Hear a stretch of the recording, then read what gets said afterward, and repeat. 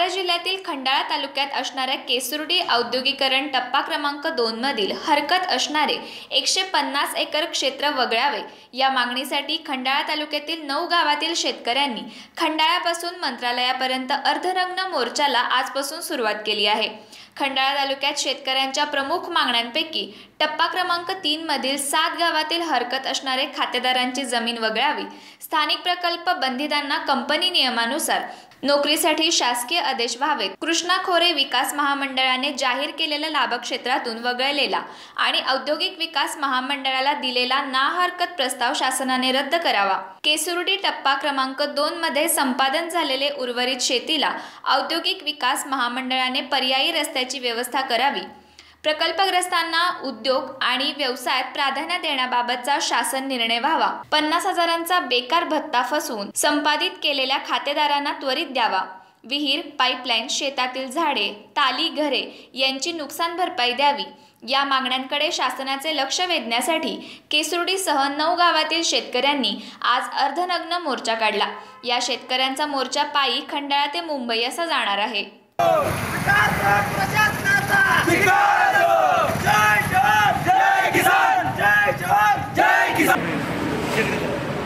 आम्ही केसुर्डी गाव तालुका खंडाळा त्याचबरोबर खंडाळा तालुक्यातील असा इतर 7 गावं अशी एकूण मिळून 9 गावं या मोर्चामध्ये सहभागी आहे। आम्ही हा पायी नग्न मोर्चा काढलेला आहे। हा मोर्चा या कारणासाठी काढलेला आहे की आमच्या केसुर्डी गावामध्ये MIDCच्या माध्यमातून टप्पा क्रमांक 1, टप्पा क्रमांक 2 आणि खंडाळा तालुक्यातील इतर 7 गावांमध्ये टप्पा क्रमांक 3 अशी MIDCच्या माध्यमातून कारवाई चालू आहे। तर आमच्या सगळ्या शेतकऱ्यांचा विरोध आहे या MIDCला, कारण ही संपादन प्रक्रिया होत असताना 7 बारावर आमच्या गेली 10 वर्ष झालं शिक्के आम्हाला शिक्के असल्या कारणास्तव आमच्या शेतात काहीही कामकाज करता येत नाही। शासनाची कुठली शेततळ्याची योजना, फळबागेची योजना किंवा नॅशनल बँकेचं कर्ज वगैरे असलं काहीच मिळत नाही। मग आम्ही जगायचं कसं? आणि ज्या MIDC आता केसुर्डीमध्ये टप्पा 1चं कामकाज पूर्ण झाले, त्या MIDCच्या कामकाज पूर्ण झाल्यानंतर त्या कंपनीमध्ये स्थानिकांना अजिबात नोकऱ्या नाहीत, व्यवसायात प्राधान्य नाही। ते सगळं बळकावले, ते राजकीय नेत्यांच्या दलालांनी, राजकीय मंडळींनी सगळं हडप केले, जमिनी आमच्या हडप केले त्यांनी कामकाज सगळं। मग आम्ही जगायचं कसं? जमिनी काढून घेणार कवडी मोलकिमतीनं। आमच्या जमिनी 7 लाख रुपये एकरनी पहिल्या टप्प्यात काढून घेतल्या, दुसऱ्या टप्प्यात 20 लाखांनी काढून घेतल्या आणि हे सरकार MIDC आणि महसूल विभाग ही फसवणूक करून ही जमीन 1.25 कोटी रुपये एकरनी परत उद्योगवाल्यांना विकते। मग ही मधली दलाली खाताय कासाठी? आमच्या जमिनी बळजुबरीने काढून घेताय। बळजुबरी म्हणत नाहीत नुसतं, पण बळजुबरी करायची प्रोसिजर राबवतात। 10 वर्ष 7 बारा ठेवल्यावर आमची बळजुबरी झाली तर काय झाली? आम्हाला कुठला जागायचा मासवरच नाही। त्यात दुसरा फसवणुकीचा विषय असा केला यांनी महसूल विभागाने सगळ्या 250 खातेदारांना नोटीस काढून नियोजन भवन सातारा या ठिकाणी बोलावलं आणि दुसऱ्या टप्प्याच्या दाराची मिटिंग लावली। मिटिंगमध्ये कलेक्टरनी बंदोबस्तामध्ये आमच्या शेतकऱ्यांना बाहेर हाकललं आणि 10-12 ठराविक लोकांना बरोबर घेतलं जे जमीन द्यायला तयार होते त्यांना, आणि त्यांच्यासमोर अख्ख्या टप्प्याचा दर 1200 एकर जमिनीचा दर या महसूलवाल्यांनी ठरवला। जर 10 लोक असतील आणि कलेक्टर 70% संमती 60% संमती दाखवत असेल शेतकऱ्यांची, तर हा कलेक्टर कसा काय म्हणायचा? समाज हितासाठी कलेक्टर त्या खुर्चीवर बसलाय, जनहितासाठी बसलाय। हा कलेक्टर जर ग्रामपंचायतीचा बोगस प्रोसिडिंग करायला लागला, 60% संमती दाखवून 15-10 लोकांना बरोबर घेऊन दर ठरवतो, हा आमच्यावर अन्याय नाही का?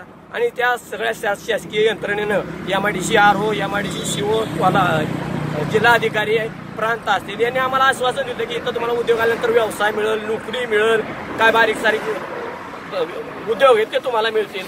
मग हे सगळं कोणी पाळायचं? बोलल्यानंतर पाळत नाही। गावात ग्रामसभा यांनी घेतली, ग्रामसभा घेऊन गावाच्या सभेवर सगळं सांगितलं, एकही यातला अक्षर यांनी पाळलं नाही। मग आम्ही जगायचं कसं?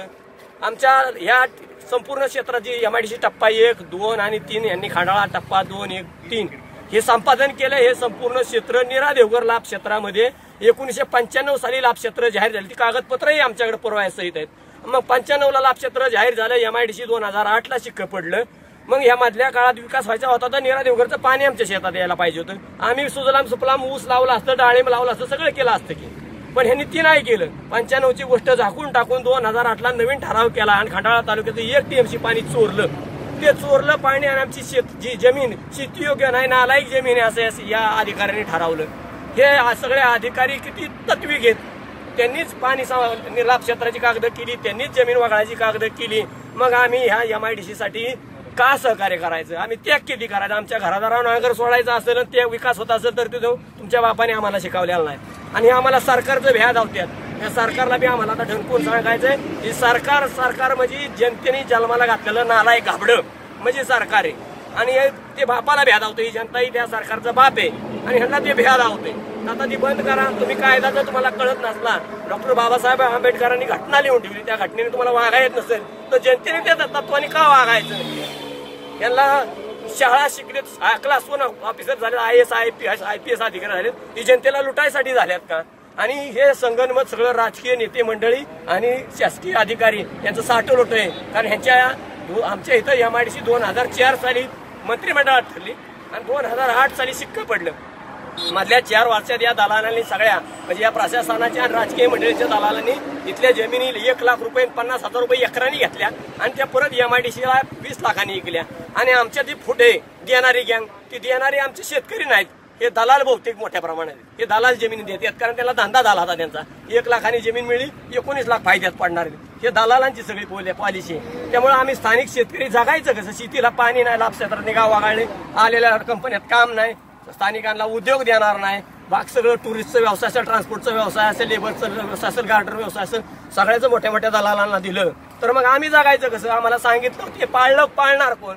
तुम्ही कायदा पाळत नसा तर आम्ही कायदा पाळत नाही. आज आम्ही नग्न झालोय, आमच्या अंगावर थोडी वस्त्र ठेवल्यात कारण आम्हालाही माय मावल्यांच्या संपर्कात नोंदीतून जायचंय कारण आम्हाला माय मामामध्ये भागणार आहेत. आम्हाला बी लाज वाटते पण मंत्रालयात गेल्यावर आम्ही लाज सोडणार आहे. मंत्रालयात गेल्यावर नागड होणार आहे, हाही झाकलेलं बी मोकळं करणार आहे. आम्हाला न्याय नाही मिळाला तर आम्ही 20 तारखेला परत महिन्याभराची मुदत दिली. 20 फेब्रुवारीपर्यंत आम्ही याच्या न्यायाची वाट बघतोय आणि न्याय जर नाही झाला तर निरा नदीच्या पात्रात आम्ही सामूहिक जलसमाधी घेणार आहे. कारण जगायचं तरी कशासाठी.